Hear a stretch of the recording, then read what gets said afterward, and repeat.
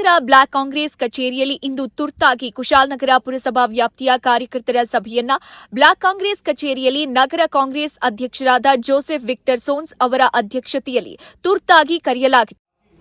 ಅಲ್ಲೇ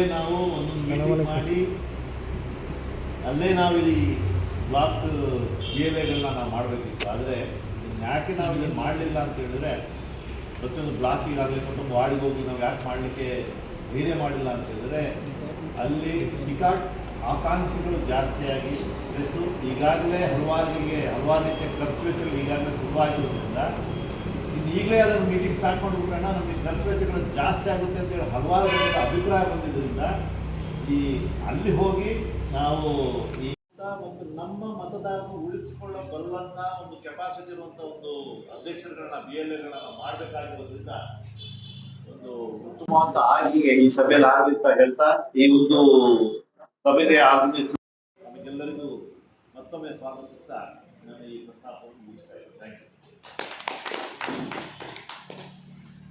ಕುಶಾಲನಗರ ತಾಲೂಕಿನ ವಿಧಾನಸಭಾ ಕ್ಷೇತ್ರದ ವ್ಯಾಪ್ತಿಯ BLEಗಳ ನೇಮಕಾತಿ ಮಾಡುವ ಸಂಬಂಧ ಬಹಳ ಗಹನವಾದ ಸಭೆಯನ್ನ ಆಯೋಜಿಸಲಾಗಿತ್ತು.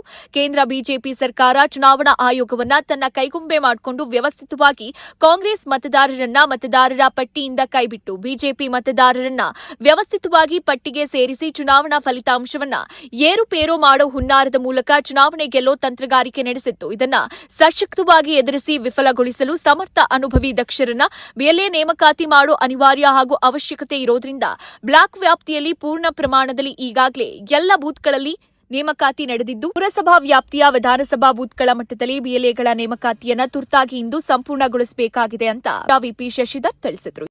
ಆಕರ್ಷಣೆ ಅನಿಸ್ತಾ ಇದೆಲ್ಲ ಚುನಾವಣೆಗೋಸ್ಕರ ಮಾಡ್ತಿದ್ದಾರೆ ಅಂತ ಹೇಳಿ ನಿಧಾನಕ್ಕೆ ಜನರಿಗೆ ಮನವರಿಕೆ ಆದಮೇಲೆ ಇವತ್ತು ಏನೇ ಕೇಳಿದ್ರು ಬಹುಶಃ ನಿಮಗೆಲ್ಲ ಗೊತ್ತಿದೆ. ಎಲ್ಲರೂ ನಿರುದ್ಯೋಗ ಇದೆ ಅಂತ ಹೇಳಿದ್ರೆ ಸ್ವಲ್ಪ ಕಾರಣ ಇದೆ. ಪಾಕಿಸ್ತಾನ ಬುದ್ಧಿ ಕಲಿಸ್ಬಿಟ್ಟು ಬೆಲೆ ಏರಿಕೆ ಜಾಸ್ತಿ ಆಗ್ತಿದೆ ಅಂತ ಹೇಳಿದ್ರೆ ಒಂದು ಹಿಂದೂಗಳೆಲ್ಲ ಒಗ್ಗಟ್ಟಾಗಿ ಇನ್ನೇನಾದರೂ ತಾಪತ್ರ ಇದೆ, ಇನ್ನೇನಾದ್ರು ಸಮಸ್ಯೆಗಳಿದೆ ಅಂತ ಹೇಳಿದ್ರೆ ಬೇರೆ ಬೇರೆ ರೀತಿಯ ಮಾತುಗಳನ್ನ ಹೇಳ್ಕೊಂಡು ಹಿಂದೂ ಮುಸ್ಲಿಂ ಪಾಕಿಸ್ತಾನ ಇತ್ಯಾದಿಗಳು ಹೇಳ್ಕೊಂಡು ಕಾಲಹರಣ ಮಾಡ್ತಾ ಇದೆ. ಇಂಥ ಸನ್ನಿವೇಶದಲ್ಲಿ ಚುನಾವಣೆ ಗೆಲ್ಲಕ್ಕೆ ಆಗೋದಿಲ್ಲ, ಬೇರೆ ಯಾವುದೋ ತಂತ್ರಗಾರಿಕೆ ಮಾಡಬೇಕು ಅಂತ ಹೇಳಿದ್ರೆ ಮತಚೋರಿ ಕಾರ್ಯಕ್ರಮವನ್ನು ಅವರು ವ್ಯವಸ್ಥಿತವಾಗಿ ಮಾಡ್ತಾರೆ. ಇವತ್ತು ಆನ್ಲೈನ್ ಪ್ರಕ್ರಿಯೆಗಳಿದೆ.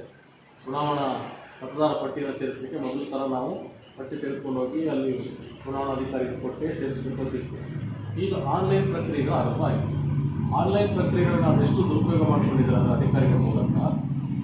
ಒಂದೇ ಒಂದು ಬೂತ್ನಲ್ಲಿ ಮಹದೇವಪುರ ಅಂತೇಳಿ ಒಂದು ಬೂತ್ನಲ್ಲಿ ನಮ್ಮ ಕಚೇರಿಯ ಅರ್ಧದಷ್ಟು ಹಾಲ್ ಭಾಗದಷ್ಟು ಬಹುಶಃ ನಾವೇನು ಇಲ್ಲಿ ಇಷ್ಟು ಕೂತಿದೆ 2-3 ಸೀಟು, ಇಷ್ಟರಲ್ಲಿ 347 ಮತದಾರರನ್ನು ಸೇರಿಸಿದ್ವಿ. ಆ 347 ಮತದಾರರು ನಾವು ನಿಲ್ಲಕ್ಕೂ ಸಾಧ್ಯತೆ ಇರಲಿಲ್ಲ.